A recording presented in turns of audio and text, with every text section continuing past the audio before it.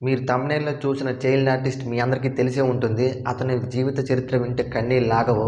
నిజంగా అతని జీవితంలో చాలా కష్టాలు పడ్డాడు. ఇప్పటికి కూడా పడుతూనే ఉన్నాడు. అతని గురించి తెలుసుకోవాలనుకుంటే ఈ వీడియో చివరి వరకు చూడండి. అతని పేరు రవి. అతనిది మిర్యాలగూడ. ఆయన ఒక చైల్డ్ ఆర్టిస్ట్. చిన్నప్పుడు 52 సినిమాలకు పైగా చేశాడు. మంచి గుర్తింపు ఉండేది. మనకి అందరికీ తెలిసిన సినిమా ఏంటంటే 'విక్రమార్కుడు'. ఆ సినిమాతో ఆయనకు మంచి గుర్తింపు వచ్చింది అండ్ అవకాశాలు కూడా వచ్చాయి. దాని ద్వారా 52 సినిమాలకు పైగా చేశాడు. అన్ని సినిమాలు చేసిన వ్యక్తి ఇప్పుడు ఎలా ఉండాలి? ఒక రేంజ్‌లో ఉండాలి. కానీ రోడ్డు మీద బికారీలాగా తిరుగుతున్నాడు. కారణం ఏంటి? అవకాశాలు లేక. మన తెలుగు ఇండస్ట్రీ గురించి తెలిసిందే కదా! ఎవరైనా ఎదిగితే తొక్కాలని చూస్తారు. సో, దాని కారణంగా ఇతన్ని పాతాళానికి తొక్కేశారు. అండ్ ఇతని తల్లి, తండ్రి, బామ్మను కూడా కోల్పోయాడు. ఎలా అంటే స్కూలుకెళ్ళి తిరిగొచ్చేలోపు వాళ్ళందరూ కాల్చుకొని చనిపోయారంట. నిజంగా వింటేనే చాలా బాధేస్తుంది. కానీ ఆ సిట్యుయేషన్‌లో అతను చూసి ఫేస్ చేసి ఎలా తట్టుకున్నాడో అనిపించింది. ఇతన్ని ఇంటర్వ్యూ చేసిన యాంకర్ కూడా ఏడ్చేసింది. అండ్ ఇతన్ని అడుగుద్ది యాంకర్ ఏమనంటే, "ఇప్పుడు సినిమాలో ట్రై చేయలేదా?" అని అడుగుద్ది.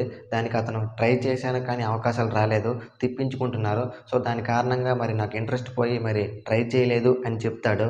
అలాగే ఒకసారి 'త్రిబుల్ ఆర్' ఆడిషన్‌కి వెళ్ళినప్పుడు రాజమౌళి భుజం తట్టి, "నువ్విక్కడ ఉండాల్సినోడివి కాదురా! నీ రేంజ్ వేరు" అని అప్రిషియేట్ చేసి పంపించేశాడు. అవకాశం ఇవ్వలేదు అని ఏడ్చుకుంటూ చెప్తాడు.